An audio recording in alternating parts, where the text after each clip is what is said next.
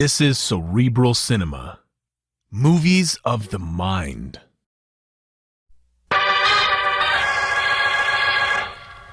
Stand by for crime.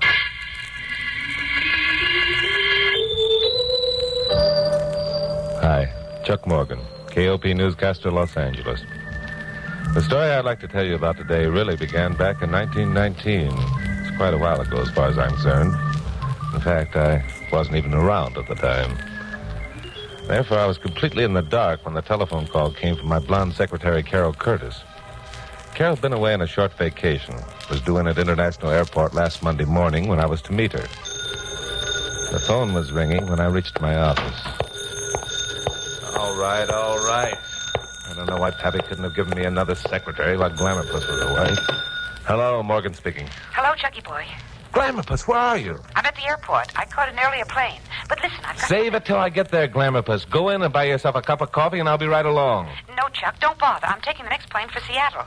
You what? In Seattle, I'm catching a plane for Vancouver. Now, look... Wait a minute. What's this all about? Well, if you'll stop interrupting, I'll tell you. I only have a minute before the plane leaves. You're not taking any plane, but go ahead and talk.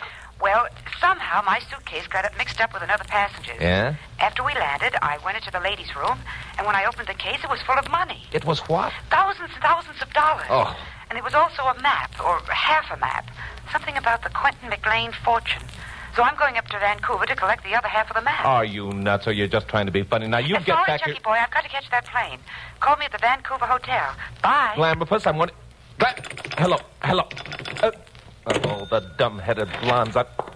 Oh, hello, Pappy. Come in. Well, what's the matter with you? Plenty. That was Carol on the phone. She's lost her mind. No kidding. What hospital are you committing her to? Now, look, this isn't funny. She called from the airport and said she was taking a plane to Vancouver because she found a bag full of money and half a map. Does that make sense to you? Nothing much that either of you two do makes sense to me when you start one of your wild adventures. Oh, can it? What kind of a map did she find? I don't know. She said something about the Quentin McLean fortune. Quentin McLean? Yeah. You ever hear the name? Sure I have. So has everybody else. Well, I haven't. Then you don't read your history book. Quentin McLean made a couple of $1 zillion out of some railroads he owned.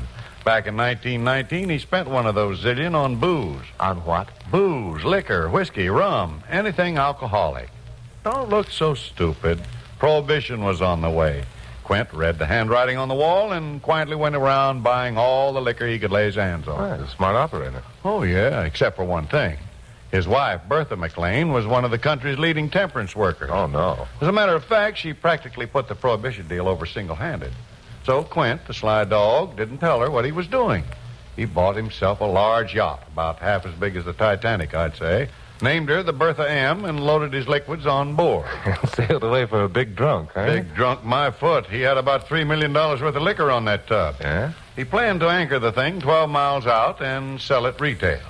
The only trouble was he died of a heart attack the day after Prohibition became effective. And what happened to the liquor? What do you think? When his wife found out what was aboard the Bertha M, she sailed her off one dark night and sank her. Oh, no. Oh, I'm a son of a gun. Pappy, that map. You don't think that Carol really... Well, if she has, Chucky boy, you better marry her quick because she's worth around $3 million. Oh, what a story, Pappy. It'll be sensational. The hottest thing to hit the wires in years. Hey, where do you think you're going? If you need me for anything, Pappy, call me at the Vancouver Hotel in British Columbia.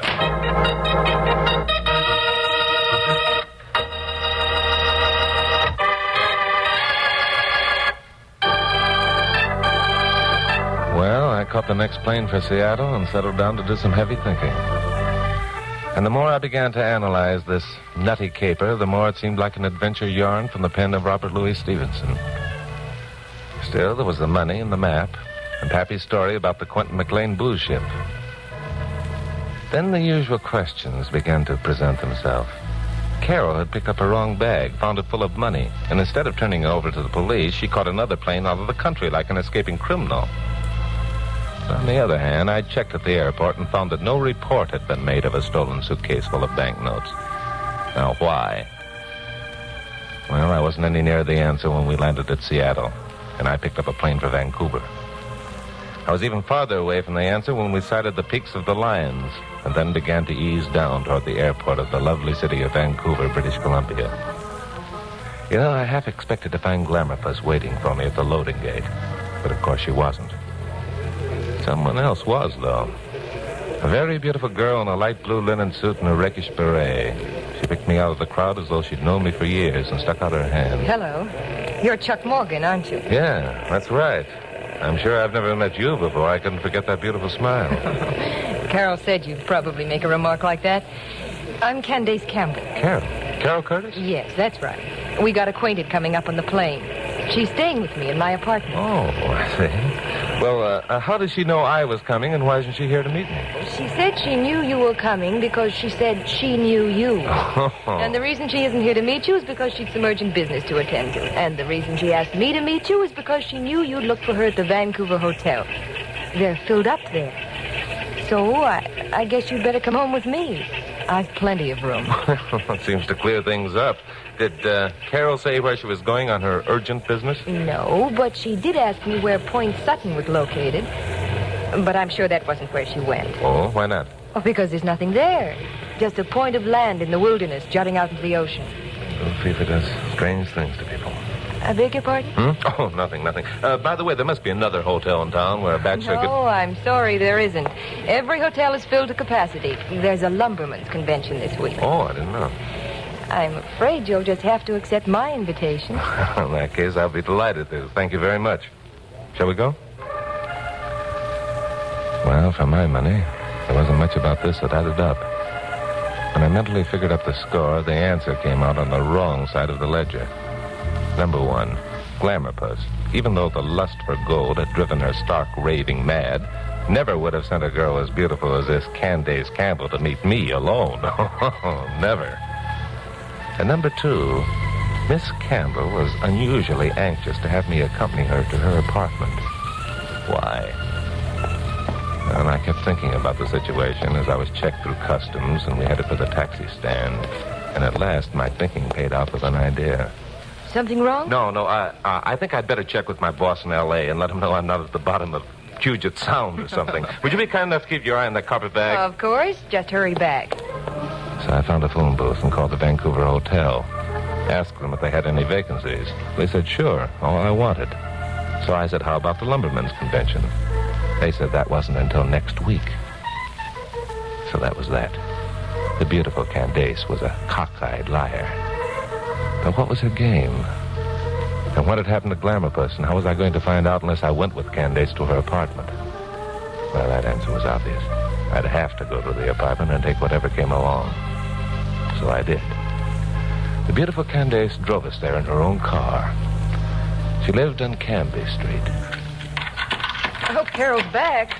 She's really going to be surprised. I hope you mean she'll be surprised at the same thing I do. Well, here we are. Carol? Carol, Chuck's here. Oh, that's too bad. I guess she hasn't got back. Well, sit down, Chuck. Make yourself at home. That's very kind of you, thanks. Can I fix you a drink? Well, that sounds like a good idea. Fine. I'll only be a minute. Well, so far, everything seemed normal. Too normal. I looked around and decided that the beautiful Candace must be in the chips. This bailiwick she was maintaining must cost at least $200 a month, which for a 20-year-old working girl was a tidy sum. But who said she was a working girl? Did working girls drive around in $5,000 automobiles? So I began pondering on what kind of work a working girl would work at who lived in such luxury. Just then, the door to the bedroom opened and a man stepped out. The man was holding a gun. His face was familiar. I'd know that ugly puss anywhere. It was Pickles Beckner, the New York underworld's most recent contribution to the gutter. Hello, Morgan. Fancy meeting you here. Yeah, fancy. How many jumps ahead of the FBI were you when you made it across the border, Pickles? I'm clean, Morgan. Clean as a whistle, so skip the cracks and hand over the map. What map are you talking about? Look, Morgan, let's not kid around. Okay. I happen to know you got the map, and I'm going to take it away from you. Well, that's a good trick if you can do it. Just what makes you so sure I have the map? I don't know why I'm so patient with you, chum.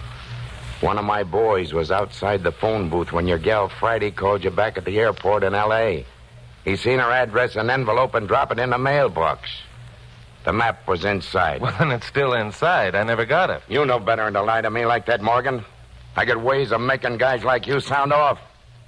You want I should demonstrate a couple? Now, look, use your head, Beckner. If Carol mailed me the map from International Airport, would I get it in Hollywood before 3 o'clock the same day? If she sent it special delivery, you would. Oh, nuts. And if you didn't get it, you wouldn't be up here now, so hand it over.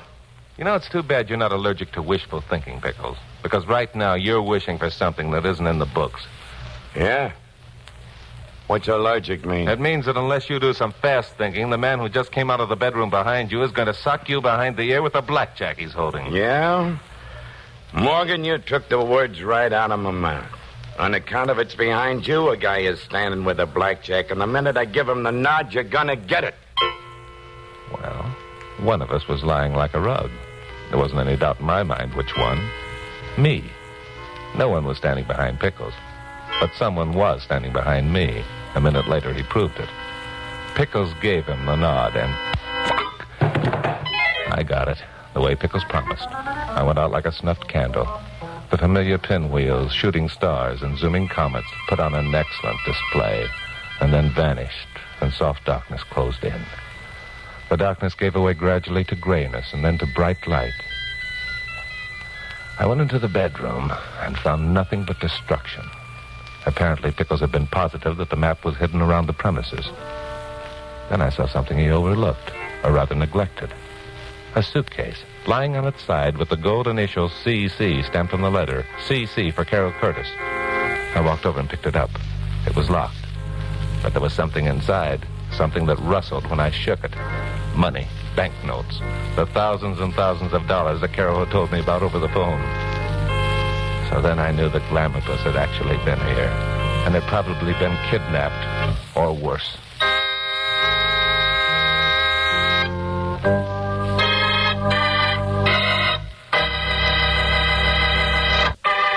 Now, the conclusion of Stand By for Crime.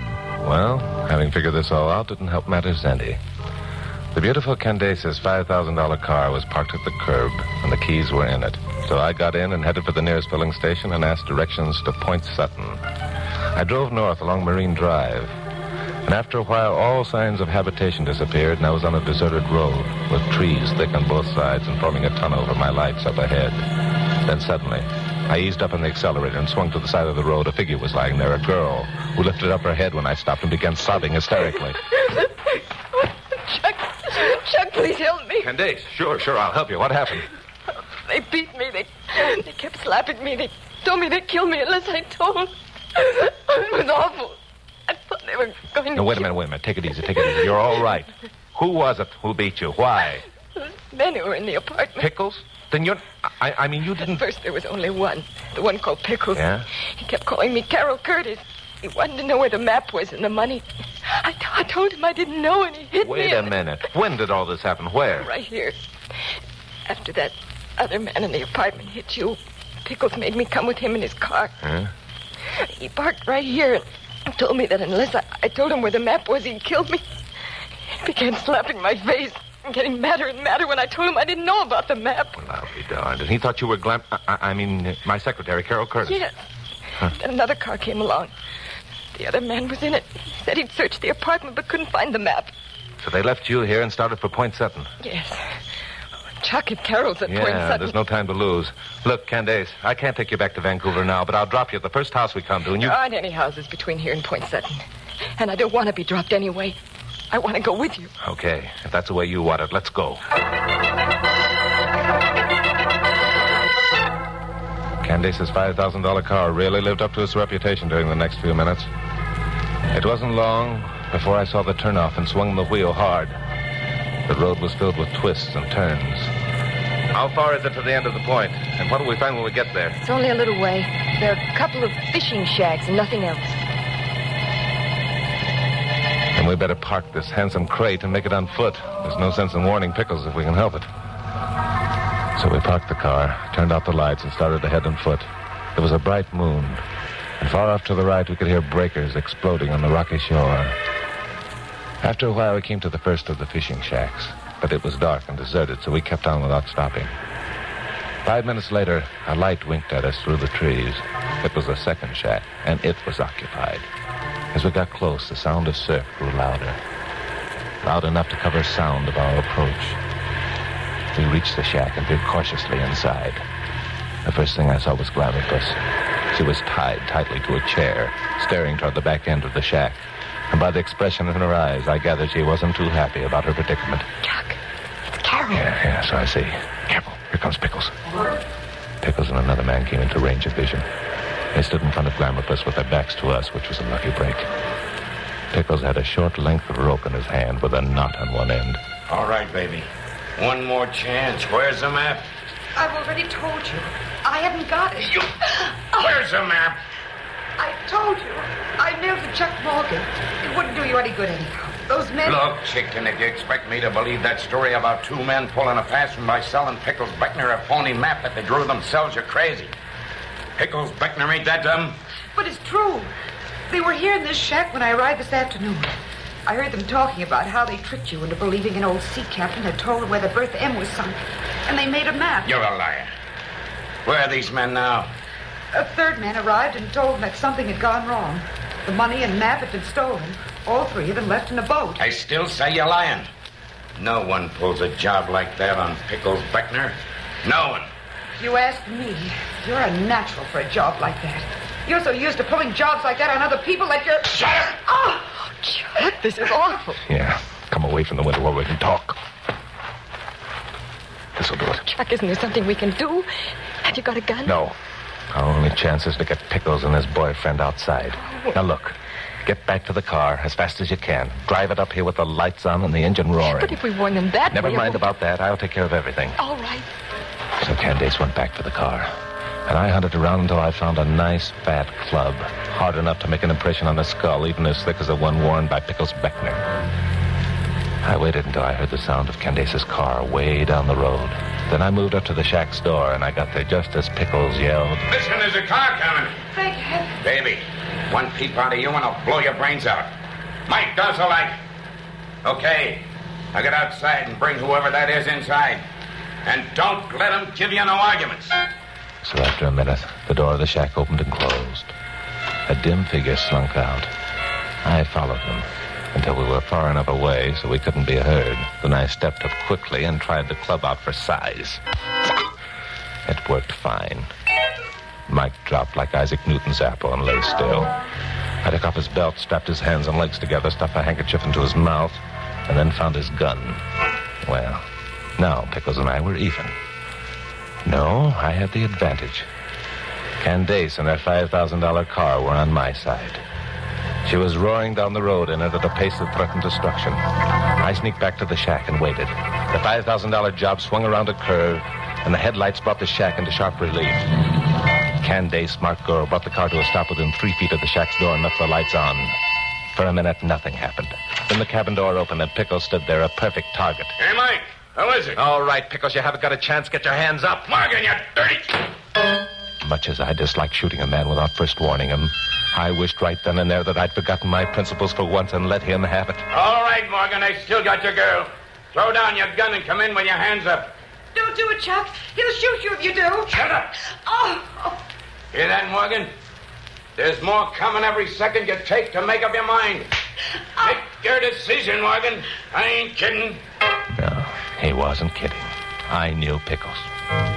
I listened to Carol taking 2 more blows and then started to throw my gun away and head for the door. Don't do it, Chuck. Wait. Candace was backing the car away from the shack. I didn't get it until she stopped and rammed the gears into low and started forward. Then I saw what she was up to. I ran around to the shack's window just as the $5,000 job crashed through the front of the shack as over a paper. One headlight went out, but the other held showing me Pickles, crouched in the corner, his eyes wide and scared.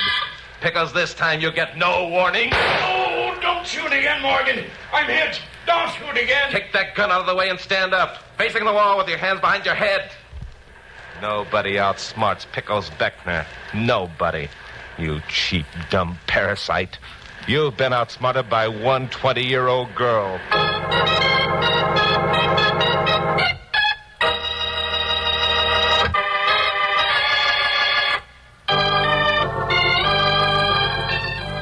Pickles Beckner and his pal made a couple of fine prisoners. The Vancouver police were glad to get them. Well, we drove back to Candace's apartment and went up for a drink. This time, when the beautiful Candace disappeared into the kitchen, I was reasonably sure she'd reappear carrying a tray of glasses. Hey, this is quite a joint your girlfriend sports.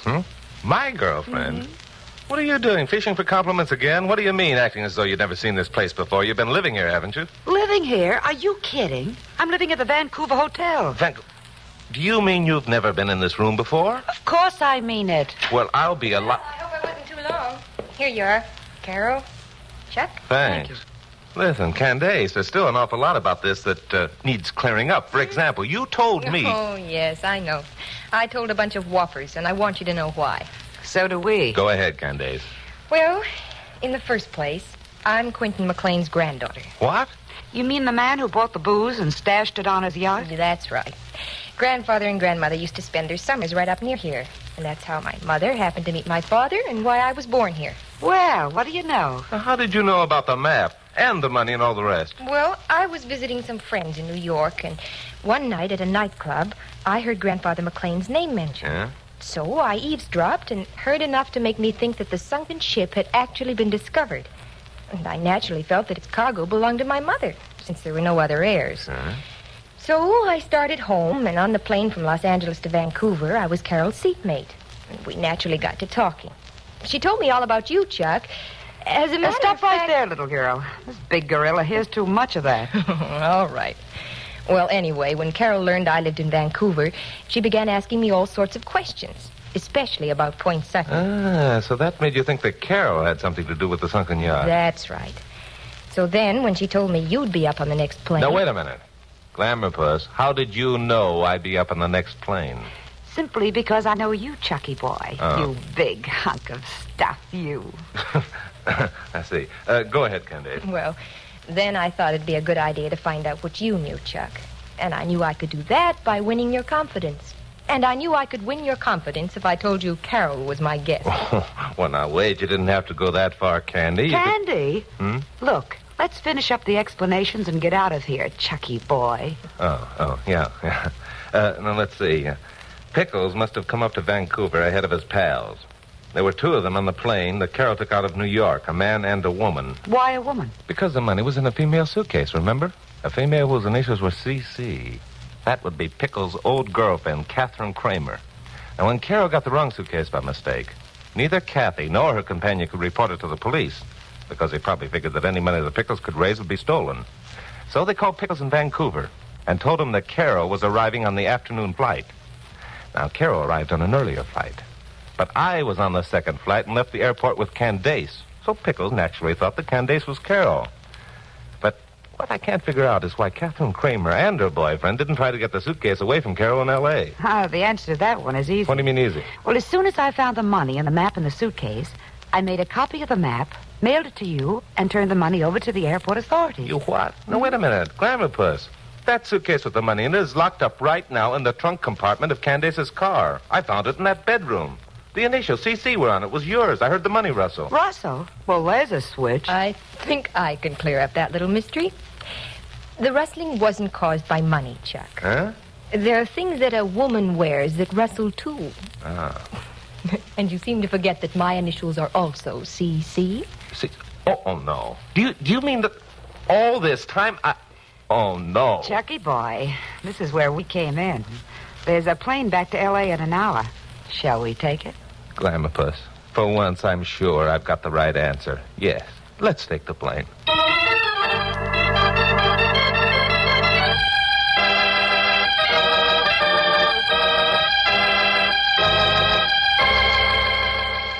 Cerebral Cinema hopes you have enjoyed this movie of the mind.